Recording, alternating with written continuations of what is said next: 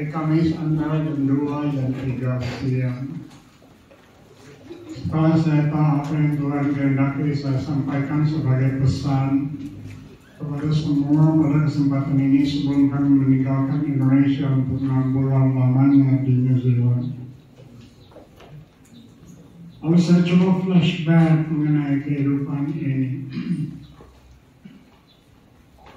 Kemudian saya temukan beberapa situasi di mana saya ini sedang berada di jalur untuk melakukan dosa yang sangat sempit. Yang akan saya bahas hari ini.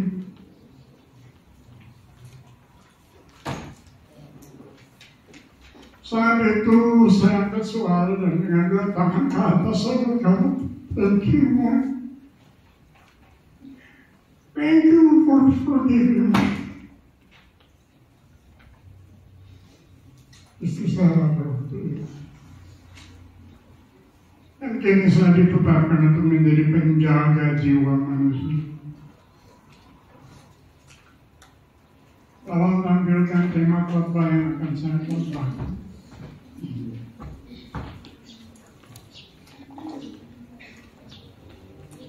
Sebuah peringatan yang serius yang diperhadapkan kepada kita semua sebagai umat yang mengatakan dirinya orang Kristen, orang yang percaya pada Tuhan Yesus sebagai Juru Selamat, orang yang sering masuk keluar gereja dan terima kebenaran dan kebenaran dan kebenaran dan kebenaran. Anak-anakku tingkat 4, apa yang kalian lakukan dengan pengetahuan teologi yang kalian telah terima selama hampir 4 tahun. Rekan-rekan kerja, staf, dosen-dosen yang hadir mungkin, apa yang Anda lakukan dengan ilmu pengetahuan teologi yang semakin hari semakin bertambah-tambah dalam kehidupanmu. Hari ini saya datang dengan keep away from this type of sin.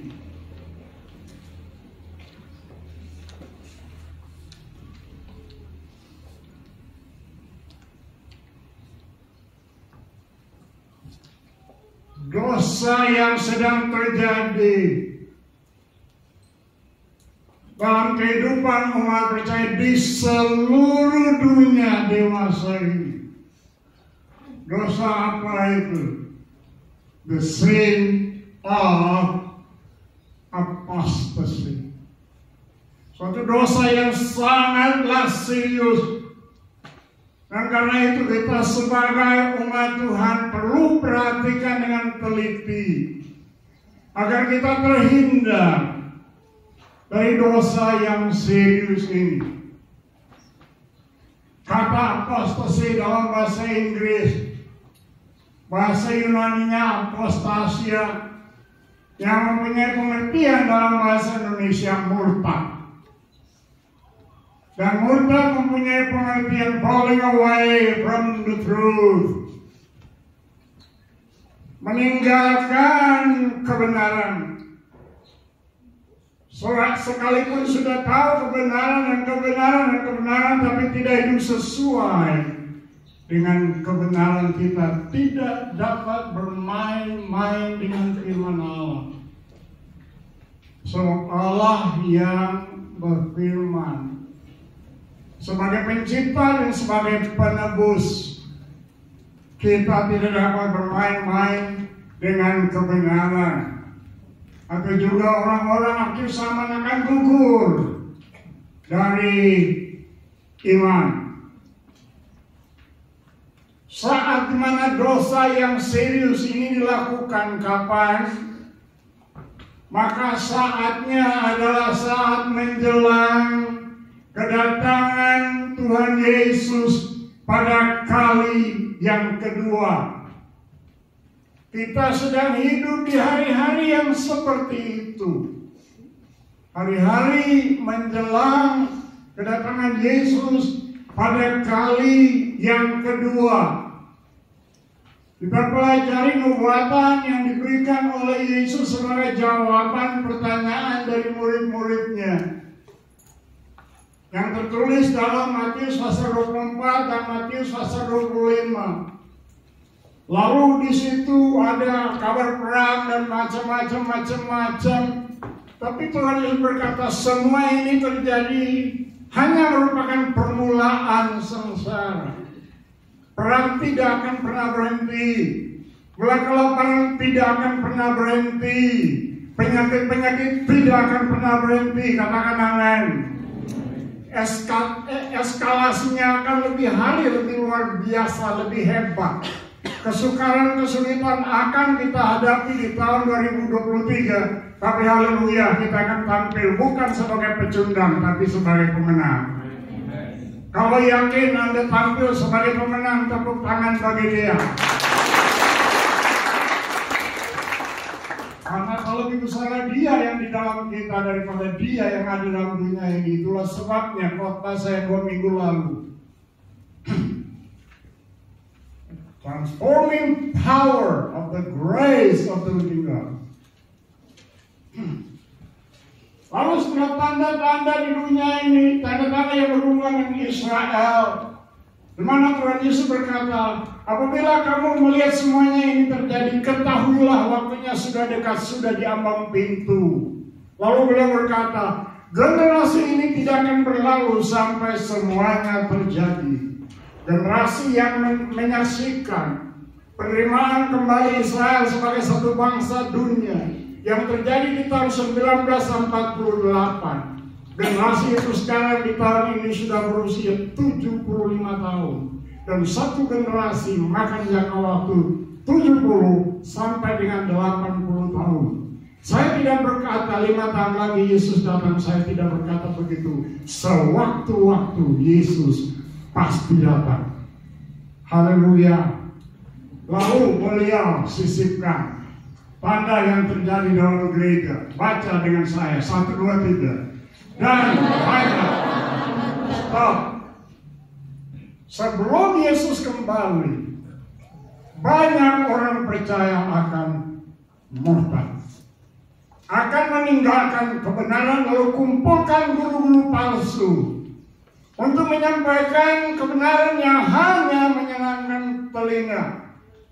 Hamba Tuhan yang tidak menyampaikan seluruh kebenaran firman Allah adalah hamba Tuhan yang tidak takut kepada Allah. Ini tidak menghakimi, tapi ini suatu faktanya. Oke, saudara, kita terus, sebab makanan pagi ini makanan keras. Kita tidak bisa hanya makan lembek. Kita butuh makanan keras supaya kita bertumbuh menjadi sehat dalam pertumbuhan rohani. Tepuk tangan sekali lagi bagi Yesus. Banyak ayat yang saya mau pakai sebab Alkitab penuh berisikan kebenaran yang berhubungan dengan dosa yang serius ini, yaitu dosa kemurtadan, membuang kebenaran. Tidak peduli masih masuk keluar gereja, masih dengar firman Allah, masih waktu firman Allah disampaikan iman masih tempo, tapi lalu tidak peduli, hidup tidak lagi dengan iman, dan seterusnya dan seterusnya. Kita terus saja. Suratan Rasul Paulus, baca 1, 2, 3.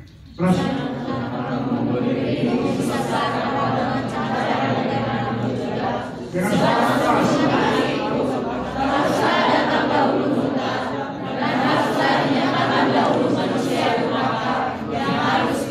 Terlalu sering pendeta-pendeta dan umat percaya fokus kepada kedatangan antikris, tidak melihat bahwa sebelum antikris menyatakan diri akan terjadi kemurtadan besar-besaran di dalam gereja terlebih dahulu.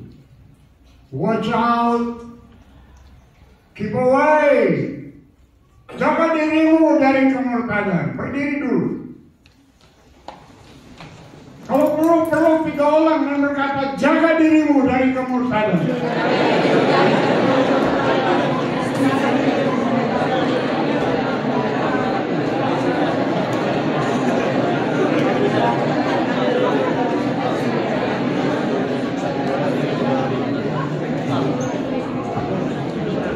Silakan dulu. orang yang tidak peduli dengan kebenaran penuh di kepalanya, tapi tidak peduli hidup untuk sesuai dengan kebenaran. Iman timbul dari mengenal, tidak peduli dengan itu. Oke, kita kembali ke sini, saudara-saudara. Setelah membaca mengenai apa yang ditulis oleh Rasul Paulus kepada jemaat Tesalonika, perhatikan ayat-ayat yang saya akan tunjukkan. Disinilah Anda dan saya akan melihat betapa seriusnya dosa kemurtadan. Karena itu kita harus jaga diri kita. Saya tidak tahu siapa yang menulis kitab Ibrani, tapi kita perlu baca sama-sama Ibrani pasal 10 ayat 25 dan seterusnya. Yang dapat membaca dengan saya karena tulisannya agak kecil, baca bersama-sama dengan saya. Ibrani 10:25, 1, 2, 3. Janganlah kita menjauhkan diri dari pertemuan seperti biasa orang, tetapi kita saling menasihati dan semakin giat melakukan yang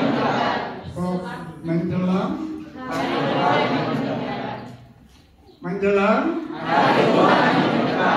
dosa kemurtadan adalah dosa yang dilakukan oleh orang percaya di seluruh dunia menjelang kedatangan Yesus pada kali yang kedua. Baca ayat 26, 1, 2, 3. Sebab kita tidak sengaja berbuat dosa, sesudah menjauhi pengetahuan kebenaran, maka tidak ada lagi orang untuk masuk surga itu. Terus. Tetapi ada yang dapat kemudian tetapi dengan siapa memang masing-masing semua orang berkata, jika orang yang mengaku dosa, ia dihukumani atas ada pendeta-pendeta modern yang menganggap bahwa Allah PL dan Allah PB adalah Allah yang berbeda. Allah PL kejam banget, selalu suka menghukum dan membinasakan manusia. Allah PB tidak seperti itu, karena sesudahnya salib, Bapak Ibu kekasih Tuhan, Rasul Paulus memulai penginjilan dengan berita apa? Murka Allah yang akan dinyatakan ke dalam dunia ini. Tuhan Yesus datang ke dalam dunia ini, Dia yang mengenal Bapa. Bagaimana beliau menyatakan Bapa kepada kita? Maka Ia menyatakan, karena kasih Allah mengasihi isi dunia, siapa yang percaya selamat, siapa yang tidak percaya binasa. Binasa. Ayat 36, yang tidak percaya dan tidak taat murka Allah tetap ada di atas kiri. Sekarang kita lihat ayat-ayat ini. Mari kita baca lebih jauh. 1, 2, 3. Betapa lebihnya hukuman yang manusia bukan atas dia yang tidak Allah, yang melakukan secara perjanjian yang memutuskannya dan yang menghina roh kasih karunia. Sebab kita mengenal Dia yang berkata, pembalasan adalah aku yang akan menuntut pembalasan. Dan lagi, Tuhan akan menghakimi yang banyak. Negerinya pada satu dalam hal yang begitu. Tuhan akan menghakimi siapa? Tolong jawab pertanyaan saya. Tuhan akan menghakimi siapa? Umatnya. Hari benar. Kalau jatuh ke dalam tangan Allah,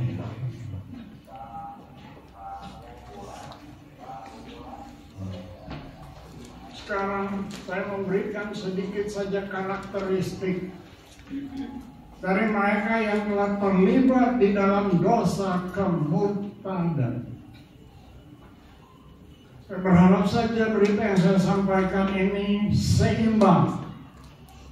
Karena selama kita hidup, kita masih dapat berbuat dosa. Katakan apa? Katakan amin. Loh, apa? Apakah waktu saya selama hidup di dunia ini masih dapat berbuat dosa? Amin.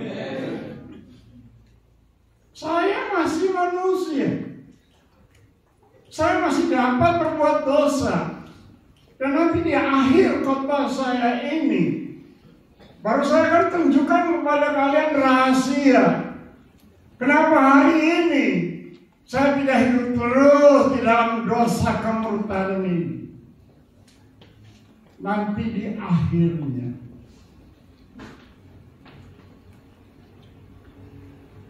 Tolong baca 1, 2, 3. Ingatlah.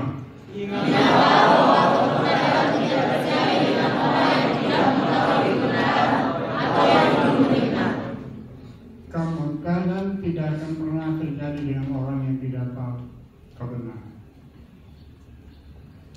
Kemurtadan terjadi dengan orang-orang yang tahu kebenaran dari firman Allah. Agar supaya seimbang, karena berpikir, oh Tuhan perjanjian lama kejam, Tuhan perjanjian baru tidak kejam. Sebenarnya Tuhan perjanjian baru jauh lebih kejam, jauh lebih dahsyat. Mana mungkin umat Tuhan hidup dalam satu warna kehidupan takut akan Allah. Kalau khotbah-khotbah yang dikhotbahkan hanya, oh Allah mengasihimu dan Tuhan Allah ingin kamu bahagia. Oh Tuhan mau memberkati berlimpah-limpah. Oh lihat ada mujizat dan tidak pernah ada khotbah-khotbah yang seperti begitu. Bagaimana umat Tuhan dapat hidup dalam takut akan Allah? Karena mereka tidak mengenal Allah dengan sesungguhnya. Dan kita mengenal Dia dari buku Pandu. Awal hidup dari Saul luar biasa banget, diberkati oleh Tuhan. Tapi akhir hidup daripada Saul dikuasai oleh roh jahat, dan akhir hidupnya dia bunuh diri sendiri. Dia tahu kebenaran, tapi dia mengejar Daud untuk dibunuh tanpa Daud bersalah. Katakan amin. Anak muda dengar baik-baik.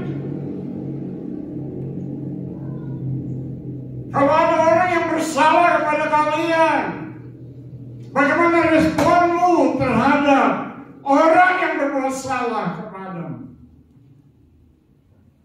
Itu yang saya maksudkan tadi, bahwa saya sedang berada pada jalan yang menuju kepada dosa yang sangat berbahaya ini.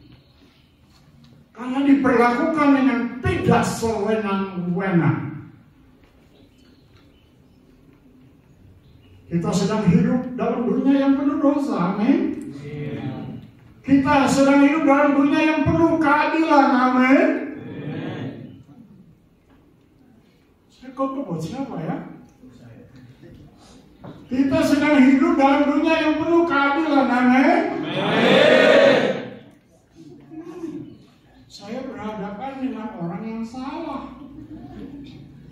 Sebab saya sedang berhadapan dengan dunia yang tidak dipenuhi dengan keadilan sama sekali. Halo? Kita sedang hidup di tengah-tengah dunia yang diwarnai dengan gosip. Setuju atau tidak? Setuju. Waduh. Kita sedang hidup di tengah-tengah dunia yang diwarnai dengan penuh penipuan. Iya apa tidak? Ya. Oh betul. Ya syukur kalau betul. Khotbah-khotbah begini yang akan menjadikan kalian tampil sebagai orang-orang yang tangguh hadapi tantangan.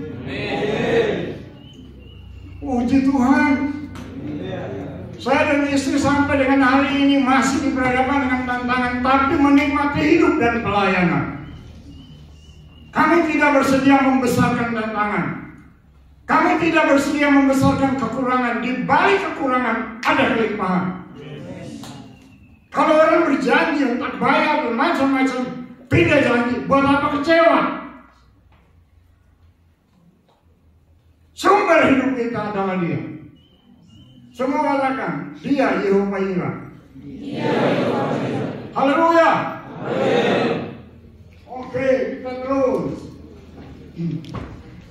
Kita lihat dengan Daud. Saya mau bertanya, Saul berbuat dosa atau tidak? Berbuat dosa. Bertobat atau tidak? Daud berbuat dosa atau tidak? Tapi anehnya kita berkata Daud seorang yang berkenan. Kenapa? Berpegang kepada firman. Hidup dalam pertobatan. Saya ingin kota-kota saya begitu simpel untuk bisa dimengerti. Saya pakai 2 contoh saja. Dari wasiat yang lama dan dari wasiat baru, perjanjian baru. Yang pertama kita lihat dari kehidupan Yudas. Awal hidupnya fokus banget. Seorang yang dipilih oleh Yesus menjadi muridnya, yang kemudian juga disebut rasul. Seorang yang mendapat kepercayaan untuk apa? Mengelola keuangan, iya atau tidak? Seorang yang dipakai di mana tanda ajaib dan mujizat juga berlaku dalam pelayanannya. Haleluya. Betapa berbahayanya hidup dalam dosa pemberontakan tanpa diketahui oleh seorang pun juga.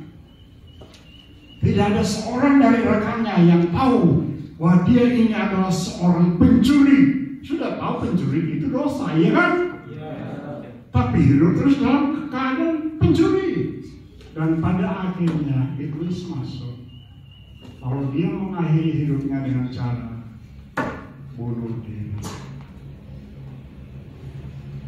Perhatikan, masih masuk ke gereja. Perhatikan, masih dengan firman Allah. Ini murid Yesus. Pelajaran-pelajaran yang diajarkan oleh Yesus diketahui oleh Yudas. Perhatikan, tampil dalam pelayanan disertai dengan tanda ajaib dan mujizat. Jadi saudara coba perhatikan baik-baik. Kemurtadan itu dapat berlaku dengan semua. Baik itu anggota jemaat atau juga pendito-pendito. Amin. Lu kok hanya satu orang yang bilang amin? Saya tidak tahu apakah dewasa ini pendeta-pendeta itu ada beberapa banyak yang mengutamakan duit dalam pelayanan atau tidak. Saya tidak tahu. Saya tidak tahu.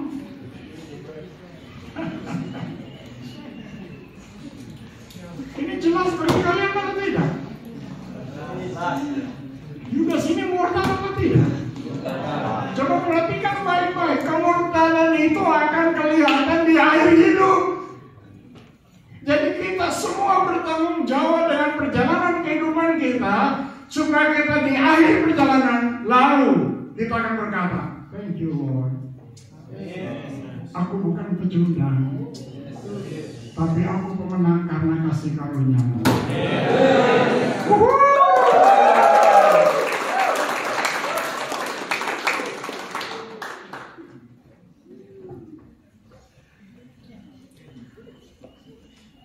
Pertanyaan, apakah Petrus pernah berbuat dosa? Dosa apa yang Petrus buat? Kok tahu semua? Itu satu dosa yang serius. Lalu Tuhan Yesus datang kepada Petrus. Petrus, adakah engkau mengasihi aku lebih dari semua? 3 kali Tuhan Yesus bertanya. Dan akhirnya Petrus bertobat. Akhirnya apa? Sebelum mati, lihat pelayanannya diberkati Tuhan dengan cara yang sangatlah luar biasa. Sekarang itu terus, saya tidak panjang lebar penyebab kemurtadan. 1, memberi tempat untuk iblis. Katakan, Tidak ada tempat dalam hidup saya untuk bersih. Yang ada hanyalah untuk Yesus Tuhanku. Amin. Haleluya.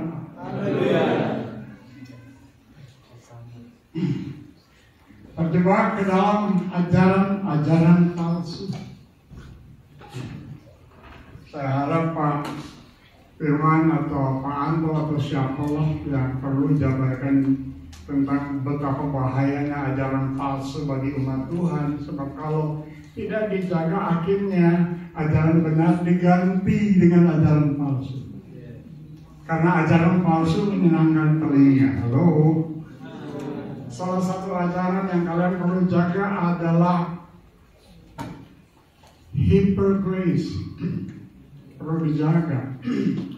Kalau tidak sesuai dengan firman, dengar tapi buang. Katakan amin.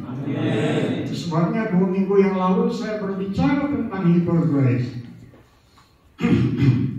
Kasih karunia menyelamatkan semua manusia. Haleluya. Kasih karunia mendidik Daniel untuk meninggalkan kefasikan dan keinginan-keinginan dunia. Betul Daniel? Sehingga Daniel hidup dalam kekudusan. Haleluya. Kasih karunia akan menolong kita sekalian agar supaya kita menjaga diri kita dari dosa yang serius.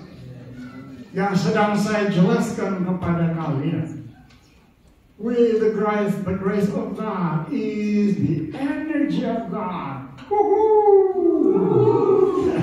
Sudah usia 79 dan tahun ini masih 80 tahun, masih punya semangat.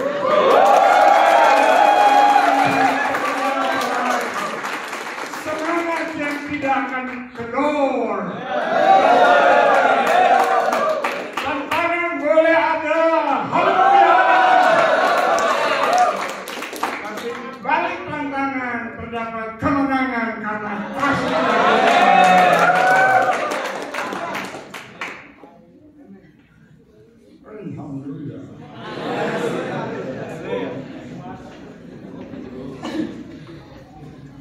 Nah, perhatikan penyebab terlibat dalam dosa yang serius. Apa? Sengaja membuat kebenaran untuk hidup menurut kehendak dari diri sendiri. Sengaja. Baca dengan saya sekali lagi. Ibrani 10:26, 1, 2, 3. Sebab jika kita sengaja berbuat dosa, sesudah 2 kali lagi, sebab jika kita sengaja berbuat dosa, sesudah memperoleh pengetahuan dan kebenaran. Sekali lagi, sebab jika kita sengaja berbuat dosa, sesudah memperoleh pengetahuan dan kebenaran. Ngeri benar jatuh ke dalam tangan Allah yang hidup. Ngeri. Ngeri kepada siapa? Mereka yang tahu kebenaran, tapi dengan sengaja. Sengaja ini ada hubungannya dengan kelemahan-kelemahan manusia ini. Contohnya begini. Contoh. Dipecat tanpa salah. Saya sudah apa? Taat kepada pemimpin-pemimpin. Semua katakan amin. Amin. Tapi pemimpin ini bersalah. Pecat saya tanpa ada suatu kesalahan. Sudah tahu kebenaran. Lalu rencana saya apa? Saya ingin hancurkan semua pemimpin-pemimpin rohani. Saya ingin. Kenapa? Diriku luka. Lalu orang yang ngerti ya? Kenapa? Aku sakit. Aku tidak salah dipermalukan di seluruh Indonesia. Surat pemecatan tidak sampai ke tangan saya. Baru selesai konferensi, saya dapat berita dari teman saya. Woi, amarah saya naik lebih tinggi dari Gunung Lawu. Benar. Mami tahu siapa Sam Sokota itu kalau dia sedang marah, dia sampai. Sahabat saya yang menerima saya untuk pelayanan di situ, dia lihat saya dan dia ketakutan sebab dia lihat saya sudah mau mati. Kenapa? Karena sengaja mau menghancurkan mereka yang saya tahu. Ini pemimpin-pemimpin. Baru hari ini saya bisa mengerti. Dulu saya goblok. Hari ini saya mengerti. Apa yang saya mengerti? Tuhan cabut keangkuhan. Tuhan cabut kesombongan yang akan menghalangi saya sehingga tidak akan mungkin pelayanan saya bisa berkembang besar sampai juga termasuk dunia internasional. Tapi harus dicabut dulu rasa sakit dulu. Dengar saya baik-baik. Orang yang tidak bersalah tidak akan membela kebenaran dirinya sendiri. Tepuk tangan ramai waktu itu.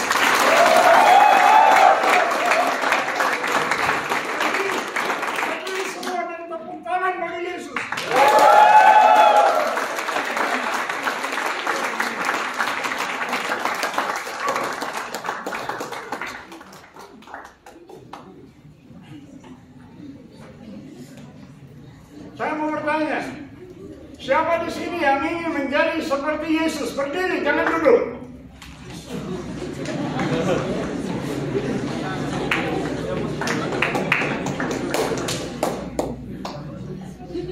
Orang yang tidak bersalah tidak akan membela kebenaran dirinya sendiri. Tepuk tangan lagi.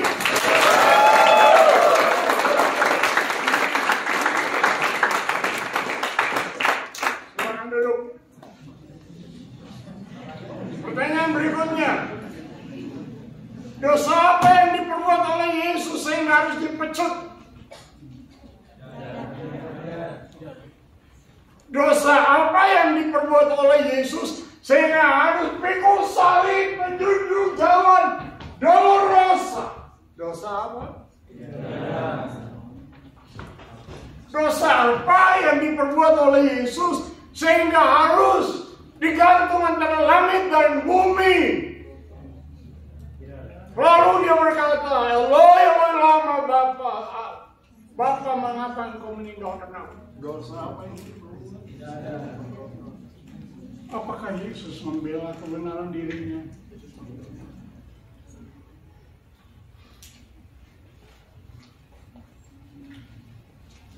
Orang yang tidak bersalah tidak akan membela kebenaran dirinya sendiri. Bila ada mahasiswa yang berkata, kalau saya tidak bersalah, saya akan membela kebenaran diri saya mati-matian. Goblok lo.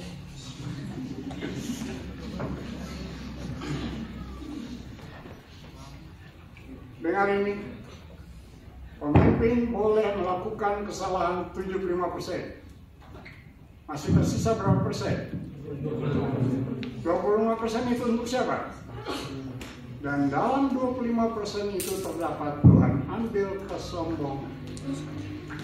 Oh, 8 terlalu kuat, jadi harus ganti kalian.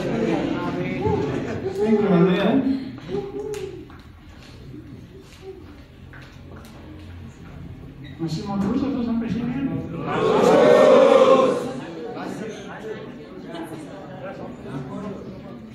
Orang yang tidak bersalah selalu membela kebenaran diri. Saya ulangi, orang yang tidak bersalah selalu membela kebenaran diri.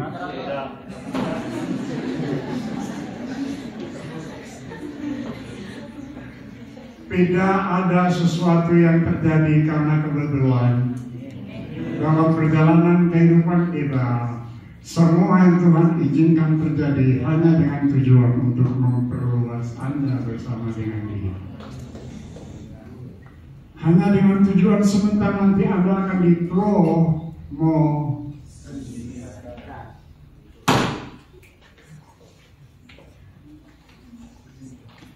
promosi datang dari lulusan S3 dari S3 karena memang S3 belum punya S3.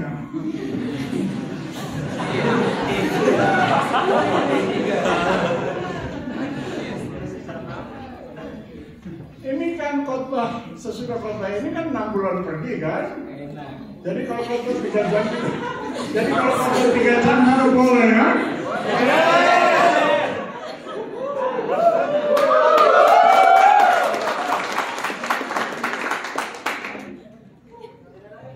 Mereka yang sengaja, maka mereka ini sama seperti apa? Bagi mereka cocok apa yang dikatakan peribahasa benar ini. Baca 1, 2, 3. Anjing dan sekali lagi anjing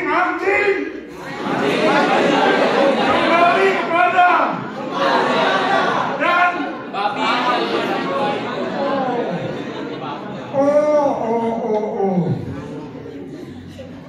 saya biasanya dulu marah itu satu kebiasaan terus ya gila nanti betul suatu kebiasaan. Tahu firman Allah nggak boleh masih terus sengaja. Tuhan, aku berdoa supaya firman yang sedang datang menyebabkan rasa takut akan Engkau menguasai semua yang dengar.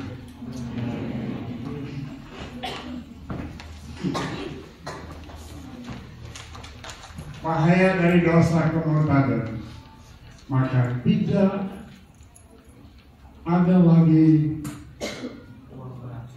korban untuk sudah tidak. Sudah sampai pada klimaks menghujat Roh Kudus.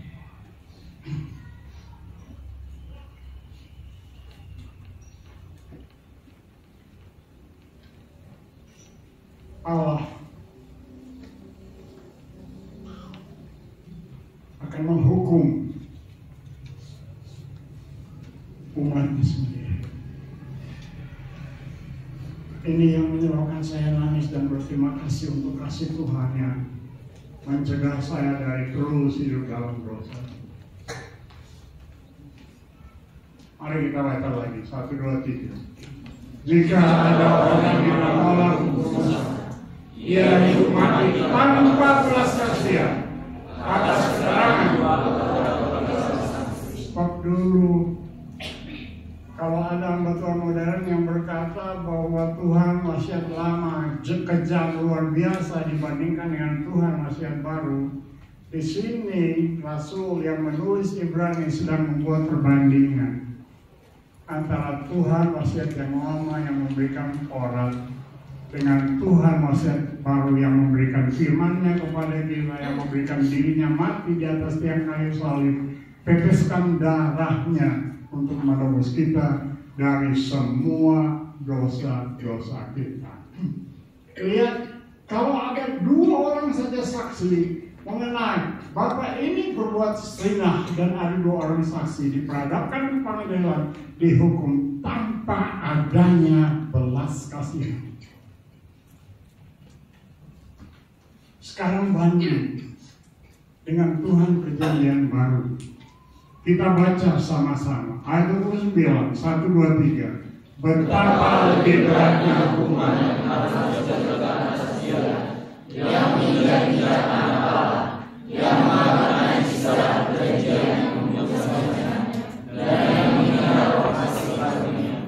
Mana ada pengampunan sudah tidak lagi, sudah menolak karya Roh Kudus dalam kehidupannya. Sekarang hukuman yang sangat ngeri tersedia. Saya sudah hampir selesai. Hukuman yang paling ngeri akan dijatuhkan pada orang-orang yang tidak peduli dengan firman Tuhan, tidak peduli dengan kebenaran. Kalau mereka tidak bertobat di akhir kehidupannya, Mengapa hukuman begitu ngeri?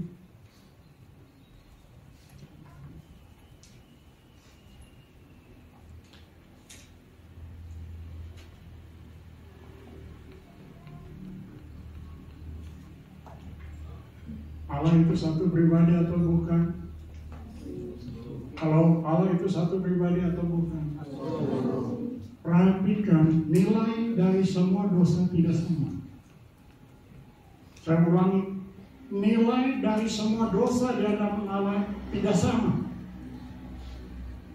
Tapi dosa ini dosa yang terberat karena tidak ada pengampunan.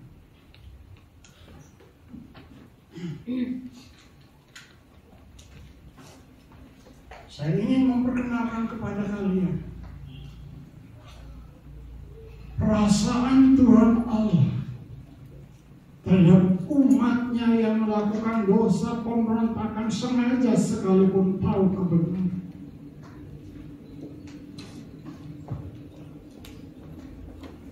Agak kecil tulisannya. Maliaki pasal 2 ayat 1 sampai dengan ayat 3.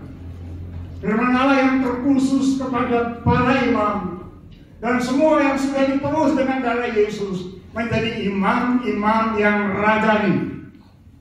Halo imam-imam? Oke, mari kita baca ayat 1. Maka sekarang kepada kamulah tertuju perintah ini, hai para imam. Jika kamu tidak mendengarkan dan jika kamu tidak memberi perhatian untuk menghormati namaku, firman Tuhan semesta alam, maka aku akan mengirimkan kutuk ke antaramu, dan aku akan membuat berkat-berkatmu menjadi kutuk, dan aku akan membuatnya menjadi kutuk, sebab kamu ini tidak memperhatikan. Baik, berdiri dan baca ayat 3 dengan terakhir. Oke, 1, 2, 3. Sesungguhnya aku akan mematahkan tanganmu dan akan mengeluarkan kotoranmu kamu, yaitu kotoran korban dari hari-hari rayamu. Dan orang akan menyeret kamu ke kotoran itu. Silakan. Tuhan sedang bilang apa? Aku akan melemparkan tai ke mukamu. Tai dari binatang yang kamu korban. Dan orang akan menyeret engkau masuk ke sana. Dengan sekali lagi, ayat ini Tuhan berikan kepada kita dengan tujuan. Ia ingin menyatakan mengenai bagaimana perasaannya terhadap dosa pemberontakan. Setiap kali kita melakukan dosa seperti ini, itu seperti meleburkan wajahnya dengan kotoran. Itu sebabnya Tuhan berbicara seperti begini.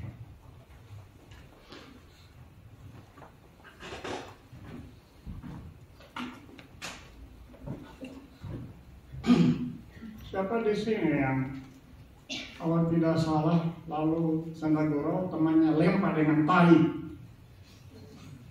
Senang? Ada yang senang?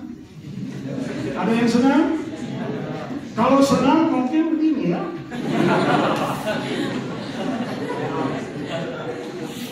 Tapi coba saya ingin kita semua bayangkan perasaan Tuhan. Manusia saja ngamuk setengah mati. Kalau perlu anda goloklah ngamuk satu dengan yang lain. Perhatikan perasaan Tuhan. Yang Tuhan sedang tunjukkan kepada kita sehubungan dengan dosa yang serius. Kesimpulan yang saya ingin berikan, jaga dirimu dari dosa. Apa? Kemurkaan. Itu sebabnya jangan berikan pada iblis. Hidup senantiasa taat kepada Allah dan kepada siapa? Saya ulangi, baca nomor 3, 1, 2, 3.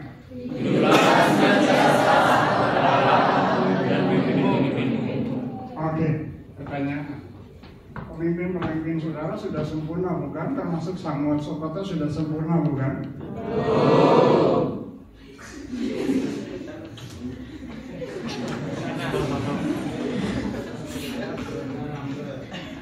Pak kali sudah sempurna bukan?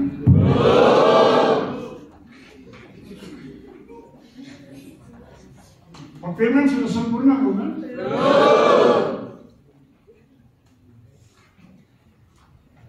Tapi Tuhan bilang apa? Saya tidak angkat ayatnya. Ibrani pasal 13. Tunduklah kepada siapa? Apakah pemimpin-pemimpin itu masih berbuat salah? Masih.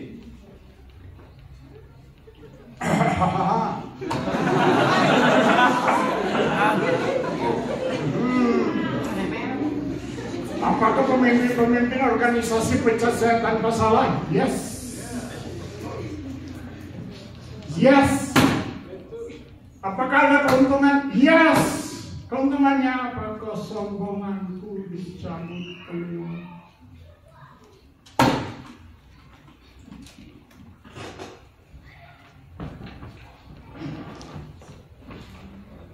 Hiduplah dalam terangnya hari ini dengan mendengar kebenaran firman Allah yang serius seperti ini. Hari ini tidak ada satu orang yang bermain-main dengan Tuhan. Amen. Kalau Tuhan perintahkan kita bertobat sebelum kita berdosa, bertobatlah. Tidak usah bikin segala macam alasan, bertobatlah. Mari kita belajar menyerahkan apa? Hak pribadi. Saya kan mahasiswa, saya kan punya hak pacaran, betul, tidak salah. Tapi kenapa pemimpin melihat lalu memberikan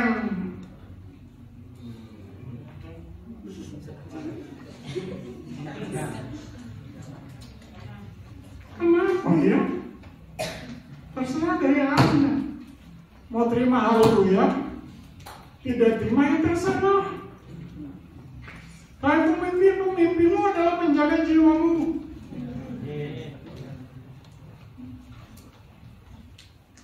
Saya bersyukur bahwa kami sukses dalam kehidupan rumah tangga. Haleluya.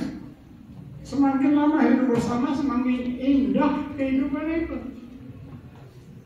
Padahal ada banyak hamba Tuhan yang hancur berantakan. Oke. Kenapa Yesus tidak membela kebenaran dirinya? Jawabannya Filipi 2 ayat 5 dan seterusnya. Yesus telah menyerahkan hak-hak pribadinya pada Tuhan. Kisah terakhir lalu kita akan sampai kepada tantangan.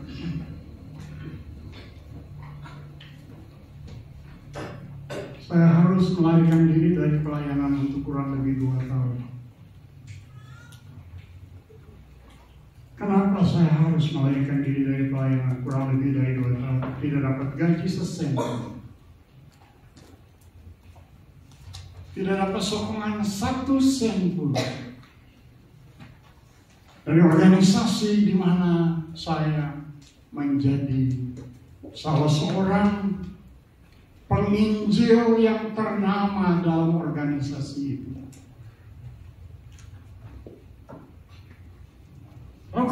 Karena saya tidak terima 1 sen dan krisis secara keuangan, saya ambil kapal orang tua saya dan saya mulai menjalankan kapal itu cari duit.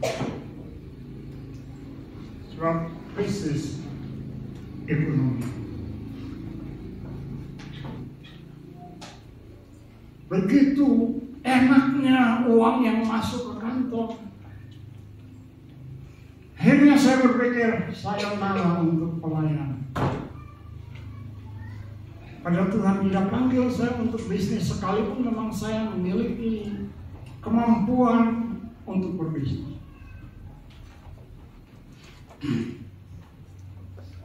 Sementara menjalankan kapal laut itu, sementara itu suara, ingat Nabi Yunus. Lihat, sengaja itu. Kali yang kedua, ingat Nabi Yunus. Kali yang ketiga, ingat Nabi Yunus. Saya tidak peduli. Saya sedang berada pada jalan menuju kepada dosa yang sedang saya bahas.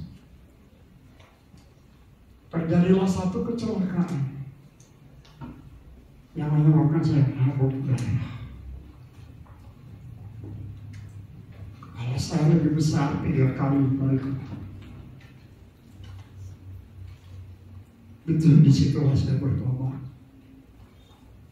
Mengapa diizinkan terlibat dalam pelayanan tanpa satu sen?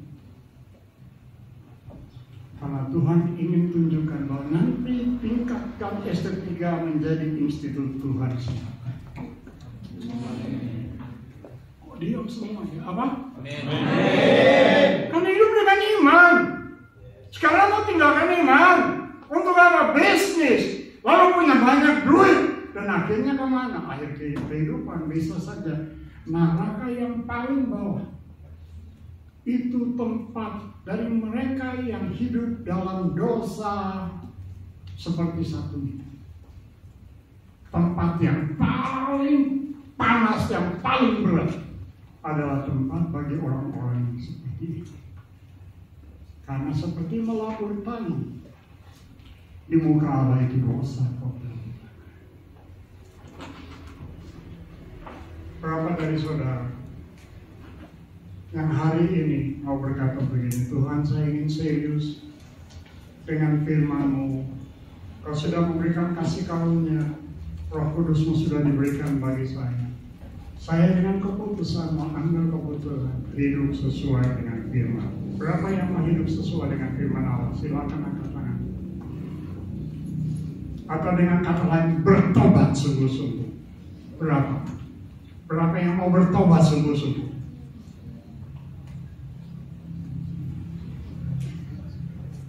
Oke. Ingat, akan ada kesengajaan untuk berbuat dosa. Kenapa? Sudah menjadi seperti apa anjing.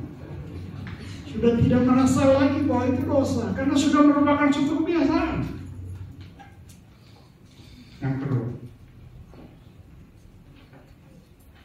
berapa dari antara saudara pagi ini mau belajar dari Yesus yang tidak membela kebenaran dirimu sendiri pada akhirnya nama di atas segala nama. Semua lutut akan bertelut, semua lidah akan mengaku. Karena dia telah menyerahkan hak-hak pribadinya.